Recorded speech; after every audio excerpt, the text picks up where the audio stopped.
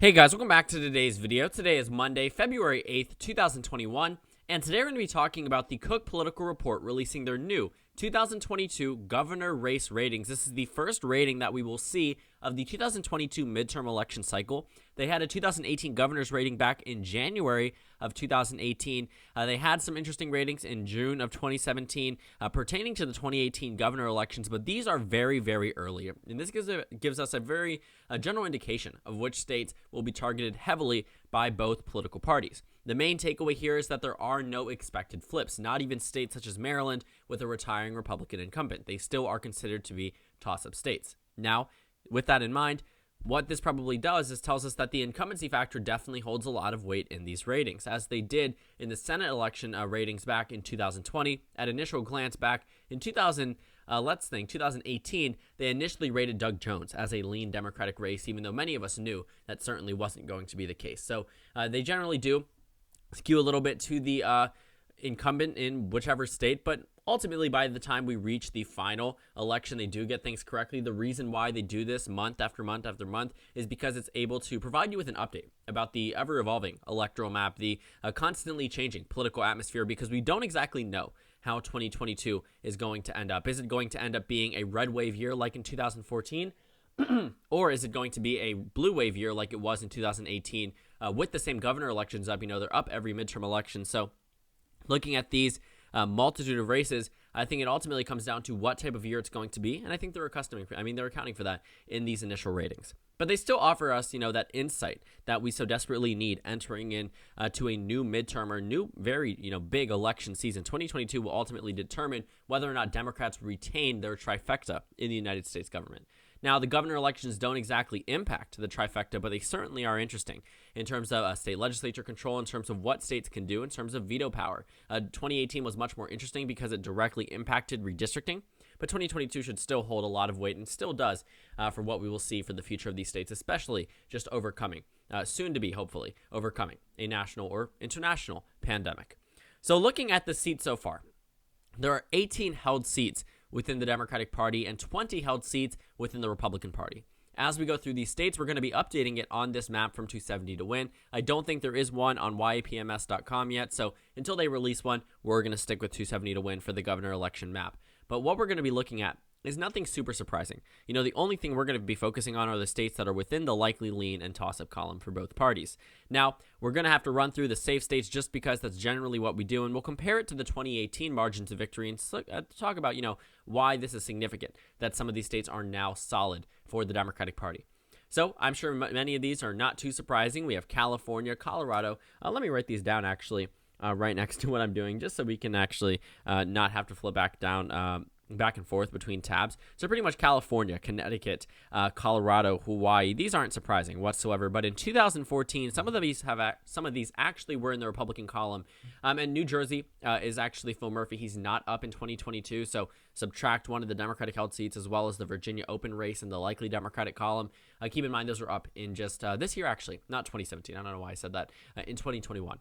So we have Illinois, New Mexico, New York, Oregon, and Rhode Island. So these are not too surprising. Some of these I definitely think are pretty interesting now that we have states that are in the solid Democratic column that definitely weren't back in 2018. For reference, if we take a look at the ratings back, the final ratings in 2018, what you will notice is that in the solid Democratic column, there weren't that many seats, right? So the solid Democratic column did not hold too many seats. What we had was that Rhode Island, which is now safe, was considered to be lean. Connecticut, which is now safe, was considered toss-up. Oregon, which was then safe, is now toss-up. So looking at the expectations, I would say the Democratic Party definitely starts out with a much larger advantage than they did in the past. Even looking back as early as the first ever 2018 governor ratings, if you're looking at the races there, these races were still competitive, okay? Oregon and Rhode Island may have moved down, but they were by no means safe. An initial characterization, definitely. Connecticut was not. Even California was considered open. Colorado was considered open, not considered open, considered lean Democratic because they were open seats, and we didn't have an incumbent. Now that we're looking at 2022, what does that tell us? Well, it tells us that we can expect the Democratic Party to perform much better, and I think that's also an indicator of whether or not 2022 will be truly a red wave year or whether or not the Republican Party can make inroads the same way they did in 2014. We'll flash back to 2014 after we characterize all of the safe Democratic states. So, like I had mentioned, California Colorado, safe states for the Democratic Party. Connecticut, these don't seem too surprising, but if you look at the previous election results, even 2018, which was a Democratic wave year, you will be surprised to see some of these states characterized as safe, though others you may wholeheartedly expect them, So looking at this map, I think we've characterized all of the safe states now. That puts the Democrats at just 16. They need over 25 in order to have a technical majority, but it isn't an entire governing body. They have the National Governors Association, but it's by no means as altogether as the House of Representatives or the Senate. It doesn't really mean anything in terms of what the president can or cannot do. But looking at the 16 seats in the 16 states, in the Democratic column, these are all considered to be safe. Those 7 that aren't in the 9 in total, that's coming from states that aren't up for re-election, the states that don't have the ability to characterize on this map. And I mentioned we'd go back to 2014. And let's talk about why some of these states might be surprising to see in the safe Democratic column. So let's take California, for instance. This was won by Jerry Brown. He was actually the former governor. He had won before 2014 and before 2010.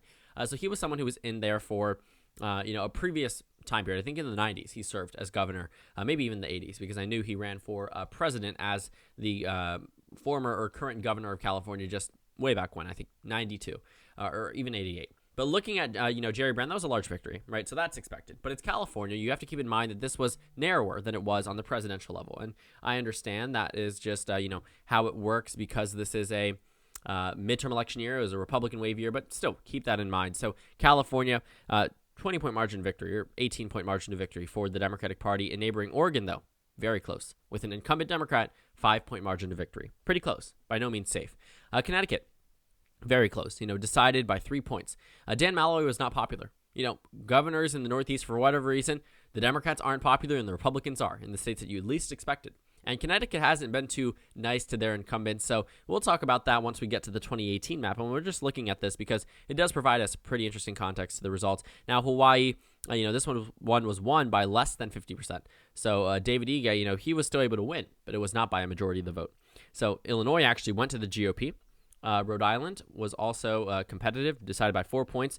Gina Raimondo is now in Biden's cabinet, so she's no longer governor, though she did win in 2018. New Mexico went to the Republicans, and by a very substantial margin. New York, I believe, was pretty safe, but still, a 13-point margin isn't super solid. So looking at these improvements for the Democratic Party, they are pretty significant. And we're going to move over to the safe Republican states. We have a lot of them. Some of these that were previously competitive, no longer, right? So we have the state of Alaska with Dunleavy. We have Kay Ivey in Alabama. Arkansas is going to be an open seat. Brad Little in the state of Idaho. Charlie Baker in Massachusetts. Makes sense. Nebraska, I believe that Deb Fischer might be eyeing up a bit here because she's up in 2024, so it really wouldn't matter if she decides to run. Chris Sununu in New Hampshire, if he chooses to run, absolutely. If he doesn't, immediately to toss up column. I believe that's Kevin Stitt in Oklahoma. It might be either Henry McMaster. I think I got that one right. Christy Noem in South Dakota. Lee in Tennessee.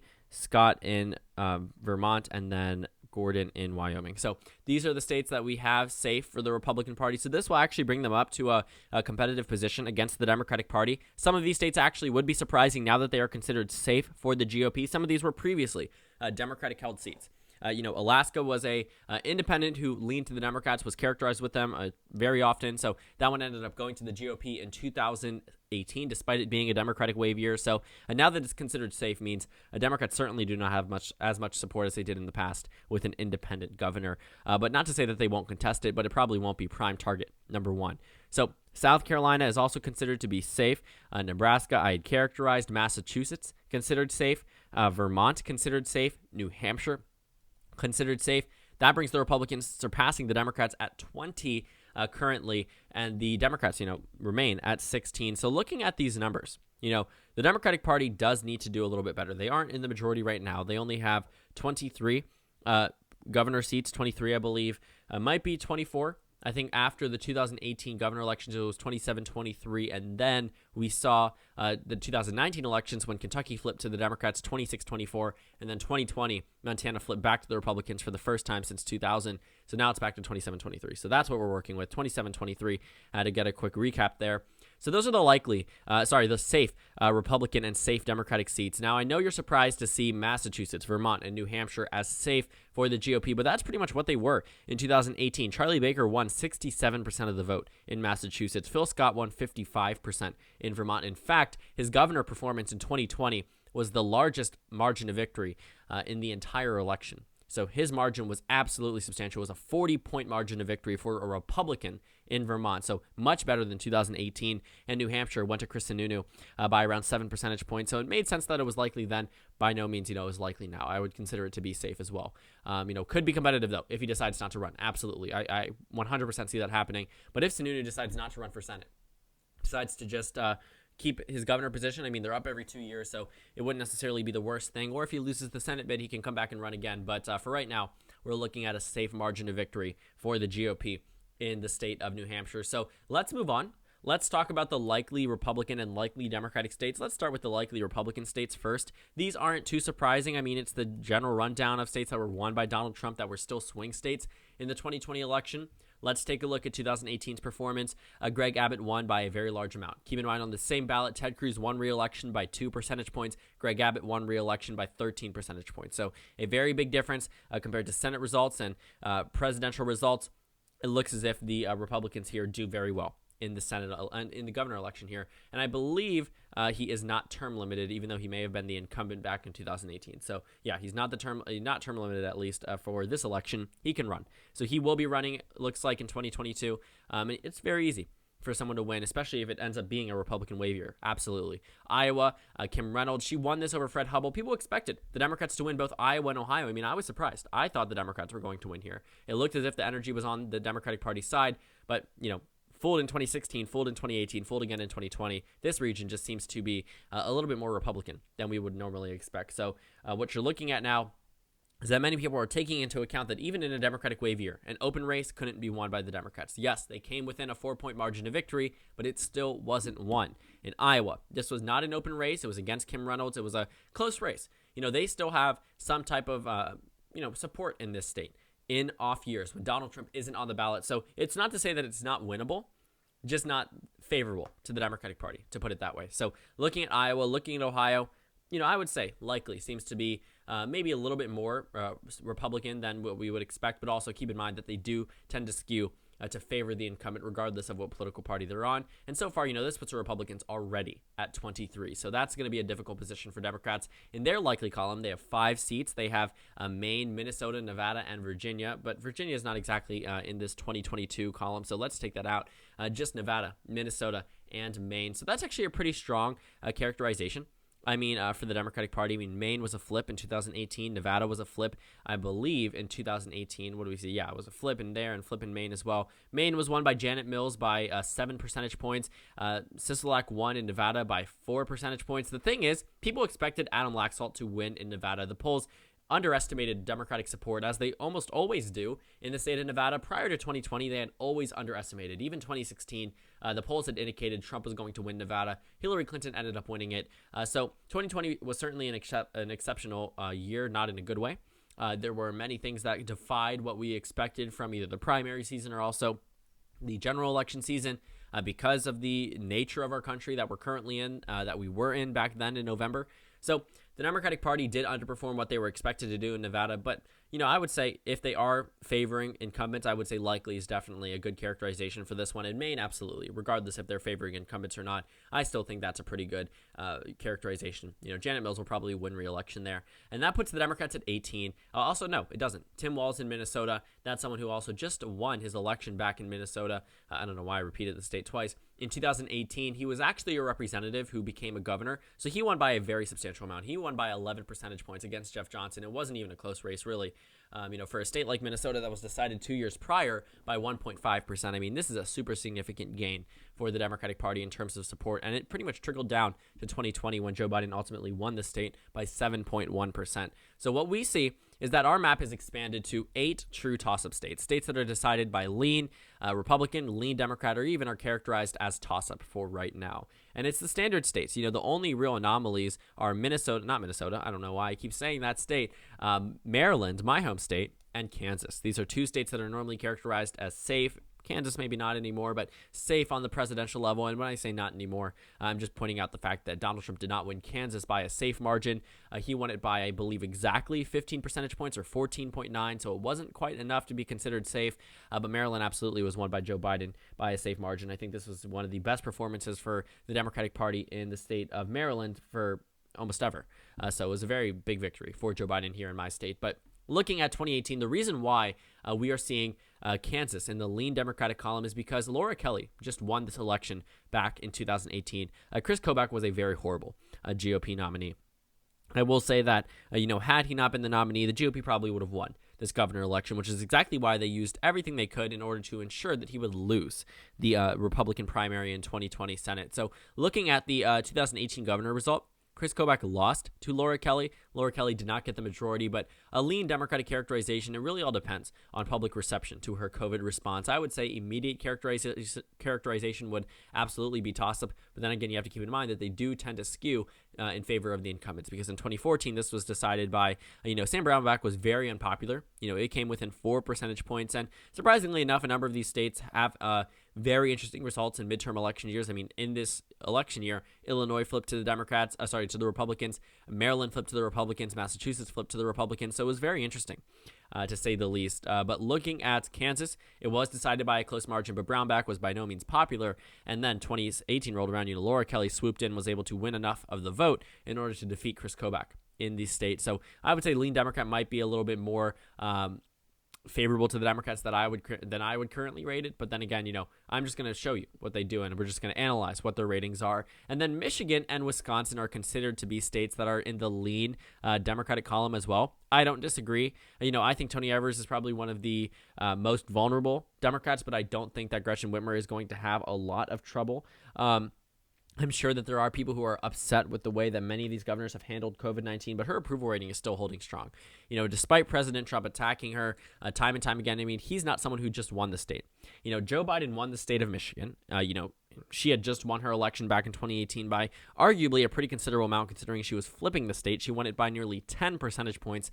Tony Evers defeated Scott Walker, a very long-term incumbent, someone who defied all expectations, avoided a recall practically, and defeated him in 2018. And, it was a Democratic wave year, but you also have to keep in mind the incumbent he was running against was super powerful, that it was honestly surprising to see that Tony Evers was able to walk away, considering the Democrats had some lackluster election performances in surrounding states, Iowa and Ohio and South Dakota, which was surprisingly close. But that's a discussion for another day. What we're looking at now is that we have lean Republican states. In the toss-up column, we have Pennsylvania. That's something that's not going to be characterized because it's in the toss-up column. But for the Republicans, they have a few states that we need to characterize lean and toss-up. Maryland and Arizona are considered to be toss-ups. Isn't that surprising? And then in the lean Republican column, we actually, surprisingly, have Georgia and Florida. Now, Florida, I definitely say. I think Ron DeSantis is going to have a pretty easy pathway to being reelected. But Brian Kemp is going to get a lot of heat, whether in the primary or in the general election. I really think Stacey Abrams could swoop in and win this governor election in 2022. So looking at the current lean Republican characterization, am I surprised? A little bit that it's lean Republican, but do I think that could change? Absolutely. And now we've pretty much finalized on our true toss-up races in February 2021 for the 2022 Senate elections, and two of the states you would absolutely expect, but one of these not, really whatsoever. Maryland, I do think is going to be competitive, though. Being in this state, I think Boyd Rutherford could absolutely run in this state. I think that they would not be too far away from electing a Republican again, especially if they're a continuation of Larry Hogan's legacy of someone who is very similar to Larry Hogan.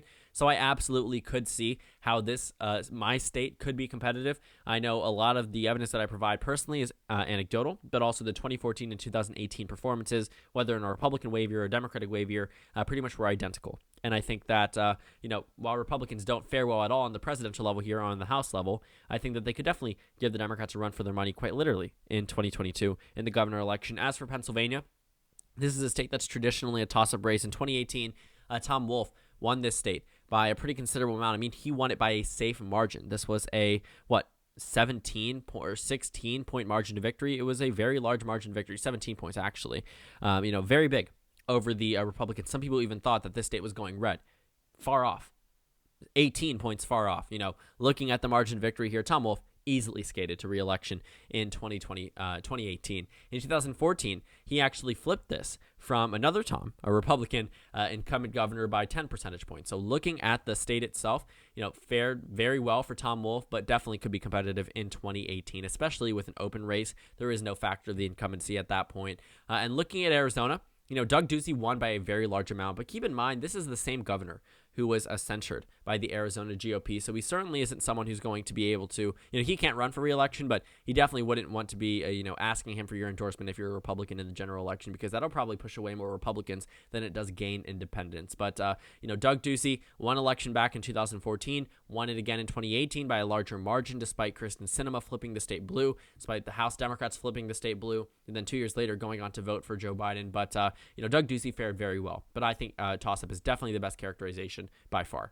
So looking at the map, we ultimately end up with 25 Republicans, 22 Democrats, 3 toss-up races, no flips so far. We have yet to see what occurs as the months go on, but these are the first Cook Political Report 2022 election ratings, and we will be covering them for months to come.